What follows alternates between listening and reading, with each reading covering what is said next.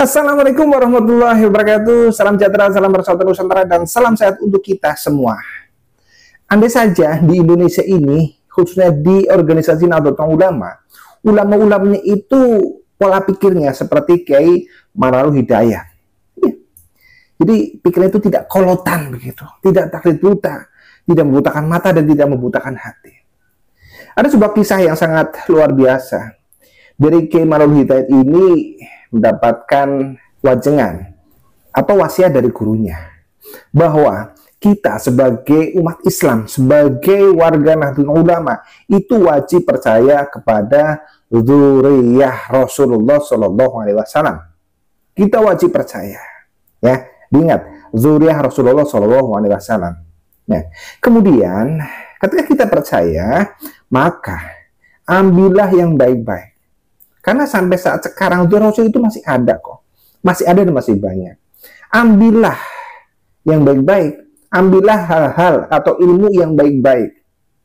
Iya, kalau melihat kata Rasulullah yang tidak baik, kalau berani, katanya itu harus yes ditempelin saja kalau memang berani. Kalau tidak, ya wis dinasihati. Kalau tidak, yuk ditinggalkan. Iya. Jadi kita memang harus percaya pada Rasul, tetapi harus dengan mikir begitu loh. Tidak. Ketika ulama-ulama yang menjadi muhibbinnya para habaib ini ini pikiran itu sudah tidak dipakai. Assalamualaikum warahmatullahi wabarakatuh. Selamat datang guys di channel Diam Saudara.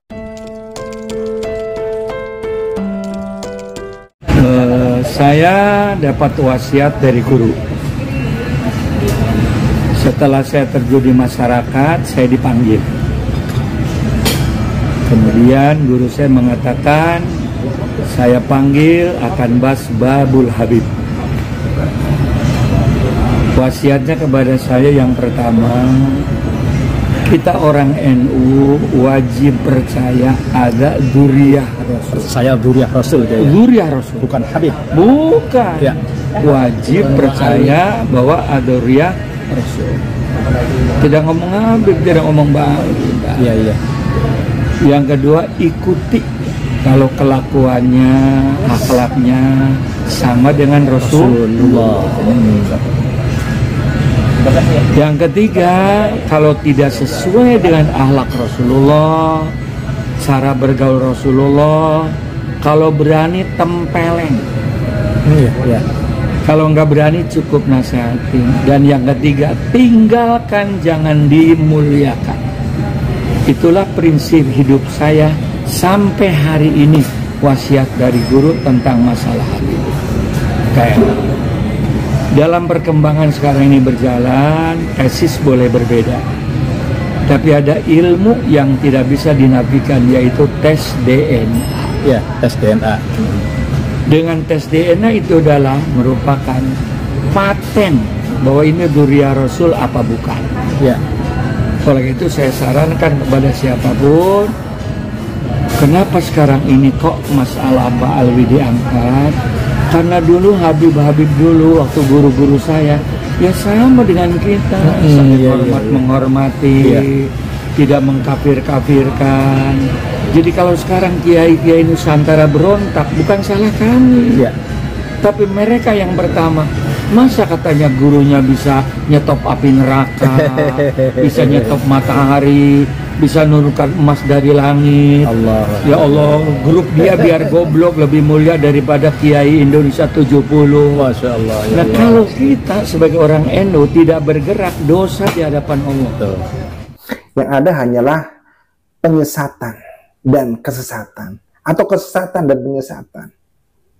Bagaimana tidak? Yang katanya dzurriyyah Rasul, tetapi kebanyakan akhlaknya itu kurang ajar. Sombongnya naudzubillahi min dzalik. Iya. Bahkan doktrin-doktrinnya itu sangat menyesatkan. Bahwa satu Habib yang goblok sekalipun, Habib yang zina sekalipun, Habib yang kurang ajar sekalipun, sebangsa apapun, itu lebih mulia daripada 70 kiai yang alim. Belum lagi kalau kita menelisik kepada kitab-kitabnya para Habib Balawi, itu mengerikan, sangat sesat dan menyesatkan. Ada kitab dari Balawi yang mengatakan bahwa orang-orang azam atau non-Arab, termasuk kita, orang-orang Nusantara ini adalah seperti binatang, seperti hayawan, seperti hewan. Makanya ini adalah doktrin yang sangat merendahkan. Bineka Tunggal Ikanya itu tidak ada. Kemudian ada juga kisah-kisah dari Fakih Muqaddam yang sampai mengatakan bahwa saya ada berperwujudan dari Allah Subhanahu wa Ta'ala. Iya, saya kekal. Ya, tidak berbeda dengan Firaun. Nah, kalau kiai-kiai yang taklid buta terhadap nasabah habaib itu seolah tidak mau untuk menerima kenyataan, seolah tidak mau untuk belajar kitab-kitab mereka, mempelajari setidaknya, sehingga tahu bahwa mereka para habib itu memang sesat dan menyesatkan. Iya. Jadi kalau yang disampaikan oleh Kiai Manarul Hidayat ini ya sudah benar. Kita percaya terhadap adanya Zurah Rasul. Tentunya dari Hasan wal Husaini gitu ya. Dari Jaruh Hasan wal Husaini. Bukan dari klan habaib. Makanya sebisa mungkin ya para kiai Nusantara itu jangan hanya melihat hasilnya Kiai Imad. Tapi silakan dipelajari kitab-kitab dari Balawi. Silakan dipelajari. Kalau memang bagus silakan ikuti Habib ila yaumil qiyamah, silakan. Tetapi kalau kalian menemukan hal yang memang tidak pas sebagai muslim ya sudah, tinggalkan habaib, tinggalkan. Karena masih banyak durah Rasul yang asli, tapi bukan mereka para habib Balawi. Ini setidaknya supaya meyakinkan kalian para kiai ya, supaya meyakinkan bahwa Habib Balawi memang bukan durah Rasul.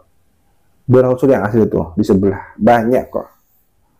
Ya, sebenarnya kalau kita melihat dari kasihnya saja, para habib-habib Balawi semacam Rizik, Bahar, kayaknya ya orang goblok saja bisa melihat.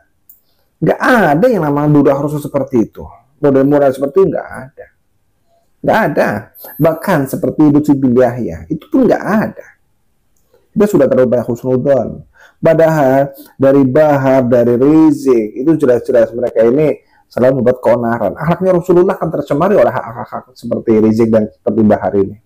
Kemudian dari bin Yahya, nggak ada rumusnya yang namanya durah Rasul itu mencangkokkan nasab, mencuri nasab, membuat makam palsu, mencuri makam, mencuri nasab.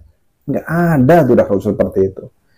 Ya makanya tolonglah kalian para kiai ya, silakan dipelajari kitab-kitab Balawi, dipelajari biar nanti kalian menemukan sendiri tentang kitab-kitab mereka.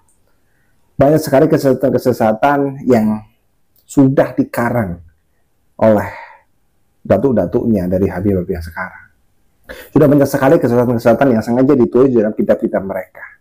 Ya, kitab-kitab mereka ini lebih mirip-mirip kitab Yahudi. Ya, karena mereka memang Yahudi. Sehingga di dalam merendahkan manusia, mengagungkan leluhur mereka, mengagungkan tokoh-tokoh fiktif mereka, itu tidak tanggung-tanggung. Ya, bahkan mereka meyakini tokoh fiktif mereka yang namanya Fakih Muqaddam itu makomnya sudah seperti makom ilahi.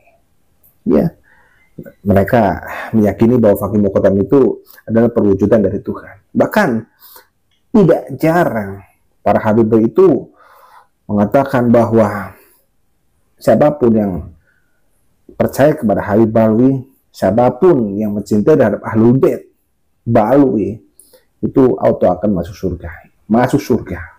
Karena tokoh-tokoh Balawi itu seolah-olah mereka yang punya kabling surga dan pintu surga. Jadi siapapun yang bermahabbah, menjadi muhibbin dan menjadi budak habaib, itu auto akan mendapatkan syafaat Rasulullah dan akan dengan mudahnya masuk ke dalam surga. Ya, jadi yang disampaikan oleh gurunya Kiai Manarul Hidayat ini bisa membuka hati kita, bisa membuka wawasan kita bahwa sekarang kita sebagai warga NU itu wajib percaya terhadap durah Rasul, tetapi bukan kepada Habib Balawi. Ya, oke, mari kita jaga negeri dari tangan-tangan orang-orang jahat, dari para pencuri makam dan dari para pencuri nasab.